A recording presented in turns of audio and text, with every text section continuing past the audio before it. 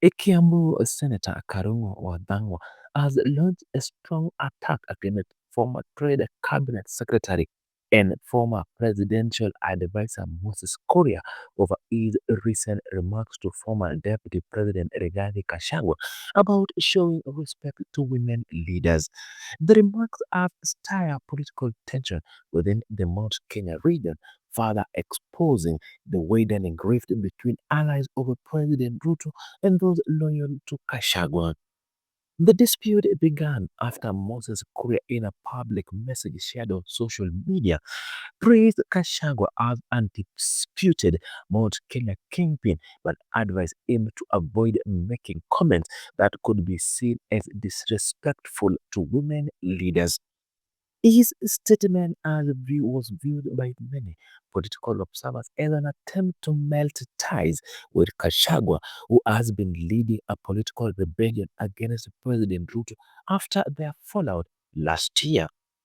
Karugo Thangwa, however, dismissed Korea remarks, describing them as part of a deceptive strategy to divide the Mount Kenya region. Speaking during an opposition rally in Kirinyaga County, the Kiambu senator accused Korea of acting on behalf of figures within State House who were uncomfortable with Kashago's growing influence and public support in the region.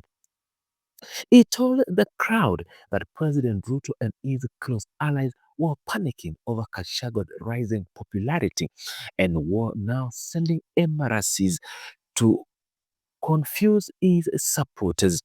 According to Karungo, Moses Kuria was being used as one of those political messengers to undermine Kashagwa's leadership and to weaken his newly formed Democracy for Citizens Party (DCP). Karungo added that Kuria had no moral authority to lecture Kashagwa on how to treat women leaders, saying the former sees a political record did not permit him to make such statements. He claimed that Korea's sudden show of respect and reconciliation was insecure and aimed at misleading the public into believing there was unity among North Kenya leaders, while in reality, hidden political motives were driven the narrative. The senator said that most Kenya leaders should remain united and not to be swayed by individuals who had previously opposed Kashagwa. He reminded the audience that it was Kashagwa who stood firm for the region when others remained silent, and that no one should now try to dictate the terms to him. His message drew lighter cheers from the crowd, many of whom have openly backed Kashagwa's campaign for political independence from State House. Karoko's attack on Korea adds to the list of disagreement within the ruling coalition. Over recent months, several leaders from central Kenya have openly criticized the government, accusing it of neglecting the region despite its overwhelming support for Ruto in the last general election. The relationship between Ruto and Kashago, once seen as a solid, has deteriorated sharply, turning the former deputy president into one of Ruto's strongest critics. At the same Kirinyaga rally, former Deputy President Rigathi Gachagua addressed the crowd amid chants of support. He responded to ongoing claims that he had disrespected women leaders, insisting that his criticism was not about gender but about betrayal. Gachagua said he would continue calling out any leader, male or female, who acted against the interests of the Mount Kenya people. He accused the president Ruto of working with a businessman from Italy to import 5 million tons of rice, saying the move would harm local farmers in Mwea. According to Kashagwa, the president and his associate were motivated by personal businesses' interests rather than public welfare. The former deputy president explained that rice farmers in Ware would lose their market once the imported rice flooded the shelves. He said it was unfortunate that the area member of parliament and the governor and remain silent as farmers face political losses or potential losses. Kashyap described such silence as betrayal, arguing that leaders who failed to speak for the people did not deserve their position. The crowd cheered as Gachagua spoke passionately about protecting local farmers. He said he would not be silent by powerful people who are benefiting from corrupt deals. His message resonated strongly with farmers and traders who have long complained about the government failure to support local agriculture. Throughout the rally, Gachagua repeated that his criticism had nothing to do with gender criminalization or discriminalization, but with principles of accountability. He said he respected women but would not tolerate betrayal from any leader.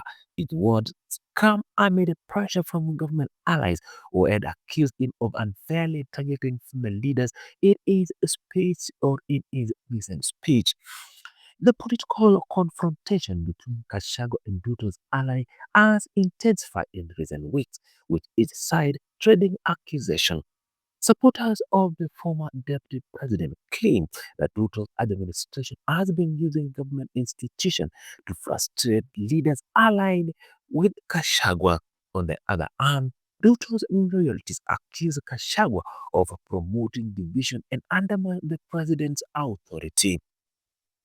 Karugo Thangwa's latest remarks are viewed as a direct challenge to State House, signaling that most Kenya leaders allied to Gachagua are no longer afraid to confront those they perceived as betraying their region interests. His speech reflected the growing determination among leaders from Kiambu, Nyeri, Murang'a, and Kirinyaga to defend Gashagua's political position against attacks from within government cycles. Observers note that President or Moses Kuria attempt to act as a mediator between Ruto and Kashago has not been well received by either side. After being dropped from cabinet, Korea has tried to rebuild his political relevance by calling for unity in Mount Kenya. However, his critics accuse him of shifting loyalties and lacking consistency in either political stance. During the Kirinyaga Valley, Gachagua reaffirmed his loyalty to the people, not to political elites. He said he would continue exposing corruption and economic mismanagement. The crowd responded with chants of support as he listed issues such as heavy taxation, high living costs, policies, and that had made life difficult for ordinary citizens. He accused a senior government official of benefiting from state contracts while ordinary Kenyans suffered. His tone remained defiant, positioning himself as a defender of the people and a critic of policies that favor a few at the expense of many. Karugo Thangwa, who has become one of Kashago's most vocal allies, maintained that Mount Kenya unity must not be broken by political games. He said leaders who stood with Kashagwa were going so out of loyalty to people, not a personal ambition. He urged the crowd to reject any attempt by outsiders to divide them ahead of the upcoming election.